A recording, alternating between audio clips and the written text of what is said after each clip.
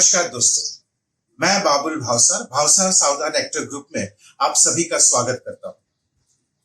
दोस्तों, आज कलाकारों के लिए एक बहुत ही खुशी का दिन है, specially those who are above 65, जो कोरोना महामारी की वजह से सरकार ने जो प्रतिबंध लगा के रखा हुआ था कि 65 साल के ऊपर के कलाकार ना ही घर के बाहर जाकर शूटिंग कर सकते हैं, ना ही अगर वो डायरेक्टर हो, स्पॉट दादा हो, मेकअप मैन हो, कोई भी हो, इस फील्ड के फिल्म इंडस्ट्री या टेलीविजन इंडस्ट्री के कोई भी कलाकार या कोई भी क्रू मेंबर अगर 65 साल के ऊपर का हो तो उसे अभी काम नहीं दिया जाएगा।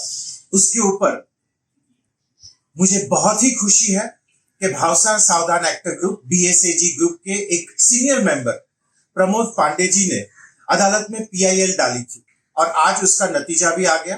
बहुत ही खुशी की बात है कि आखिरकार उनकी जीत हुई और ये जीत सिर्फ उनकी नहीं है, ये वो सारे कलाकारों की है जो 65 साल के ऊपर के हैं।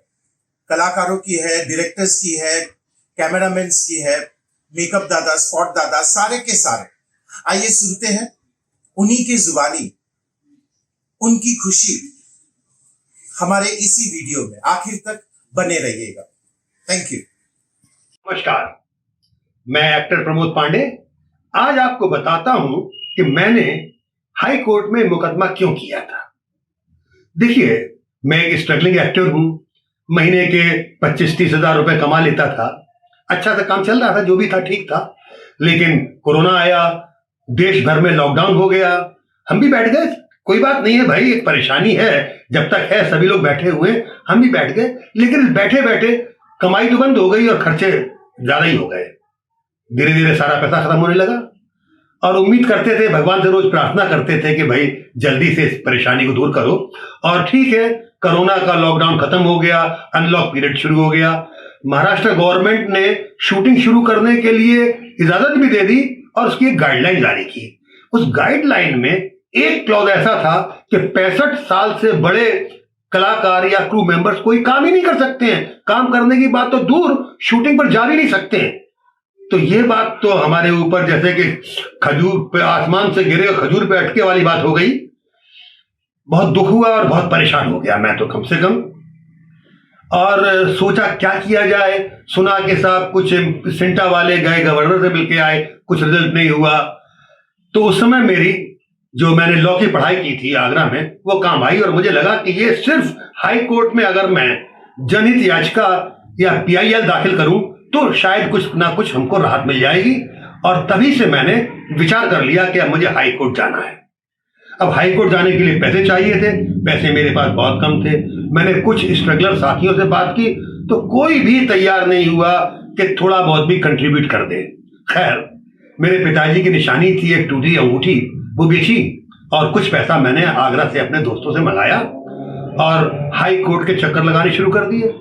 3-4 चक्कर लगाए हाई कोर्ट के। लॉकडाउन की वजह से कोई वकील नहीं मिल रहा था, इवन हाई कोर्ट के अंदर जाने नहीं दे रहे थे। खैर, जैसे तैसे खुशामद करके पुलिस वाले जो गेट पे बैठे थे, उन्होंने मुझे तीसरे दिन अंदर अलाउ किया जाने को। अंदर गया तो एक सेल होती है जो कि लीगल एडवाइजरी सेल कहलाती है। वहां गया तो बाहर रुको भाई। मैंने कहा भैया आपसे बात करनी। बोले कोई बात नहीं, कोई वकील नहीं है। मैंने हाथ जोड़े। मैंने भाई, कोई मोमडन थे वहां पर जो क्लर्क थे, हेड क्लर्क थे, उनसे मैंने कहा हुजूर आपसे गुजारिश है कि मुझे आप थोड़ा सा वक्त दे दें। तो पता नहीं क्या उनके दिमाग में आया और वो आए और उन्होंने मुझसे बातचीत की। मैंने कहा भाई मुझे PIL दाखिल करनी है और मुझे वकील चाहिए कोई जो यहाँ पर फ्री में सेवा देते हैं। बोले यहाँ फ्री की सेवा तो होती है लेकिन वो PIL के लिए नहीं है, वो तो पर्सनल केसेस के लिए है। परेशान, खैर उनसे हमने कहा भाई कोई वकील बताइए। उन्होंने एक वकील का नाम बताया, फोन से बात की। उन्होंने मुझे कहा वडाला बुलाया, तो 2 बार वडाला गया मैं साहब। अब वो वकील साहब तो ऐसे थे, ये कागज लाओ, वो कागज लाओ, इसका पैसा दो, अभी जेब में कितना है। मैंने कहा भाई 1000-2000 है, तो लाओ जो है वो दे जाओ। तो मैंने उनको दिए पैसे, लेकिन वो उनसे मन मेरा भरा नहीं। अब मैं सोचूं क्यों करूं तो क्या करूं। अच्छा, इससे पहले वो गाइडलाइन मुझे नहीं मिल रही थी, उसके लिए western India film producers association में गया, वहां नहीं मिली। खैर इम्पा गया, इम्पा में मुझे गाइडलाइन मिल गई और इम्पा से गाइडलाइन लेकर के फिर मैंने उनसे ही कहा कि भाई मुझे कोई कायदे का वकील बता दीजिए। तो बोले हम तो एक ही को जानते हैं, हमारे यहाँ आते हैं, अशोक सरावगी, लेकिन बहुत बड़े वकील हैं। ठीक है भाई, उनके सेक्रेटरी जो अनिल नागराज जी हैं उनसे बातचीत की। मैंने कहा सर ऐसे मैं करना चाहता हूं मुकदमा। तो बोले भाई इसमें इंपा तो आपकी कोई मदद करेगी नहीं।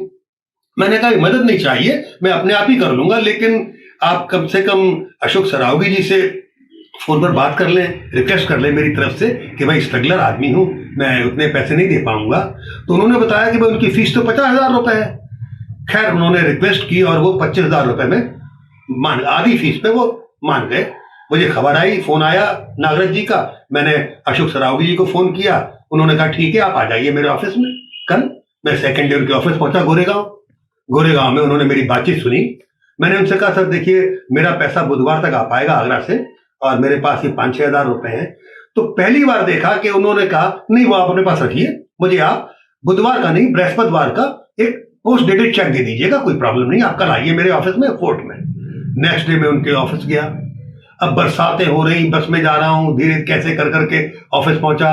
वहां पर उनके ऑफिस में गया, बैठा। उन्होंने मेरी सारी बात को अपने जो भी होता है लीगल लैंग्वेज में प्रिंट तैयार करवाई। करीब 44-45 पेज की प्रिंट थी और 100-150 पेज मुझे साइन करने पड़े। तो मैं सोच रहा था यार कहीं मैं स्टार बन गया तो ये आज प्रैक्टिस हो रही है ऑटोग्राफ देने की, और मैं साइन करता गया और वो उन्होंने खैर करवा करके मेरा केस दायर कर दिया। लेकिन मजे की बात है कि हुई, शायद ये हिंदुस्तान में पहली बार हुआ होगा कि किसी भी हाई कोर्ट में किसी केस की सुनवाई 3 हफ्ते में पूरी होकर के जजमेंट आया हो। मैंने 16 जुलाई को अपना केस दायर किया था, 21 जुलाई को पहली तारीख पड़ी, 24 जुलाई को दूसरी तारीख पड़ी और 29 जुलाई को तीसरी और आखिरी तारीख पड़ी और केस क्लोज करके जजमेंट को रिजर्व कर दिया गया। और आज 7 जुलाई को जजमेंट आ गया जो कि ईश्वर की कृपा से हमारे फेवर में आया है। महाराष्ट्र गवर्नमेंट के आदेश को हाई कोर्ट ने कैंसिल किया और आदेश दिया है कि अब किसी भी कलाकार को, किसी भी क्रू मेंबर को, किसी भी फिल्म वर्कर को जो कि 65 साल से ऊपर का है उसे काम करने से गवर्नमेंट नहीं रोक सकती है।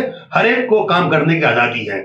तो मैं समझता हूं कि ईश्वर ने ही मुझे बुद्धि दी, हिम्मत दी कि मैं आगे बढ़ूं, मुकदमा लड़ूं और ईश्वर की कृपा से जीता हूं।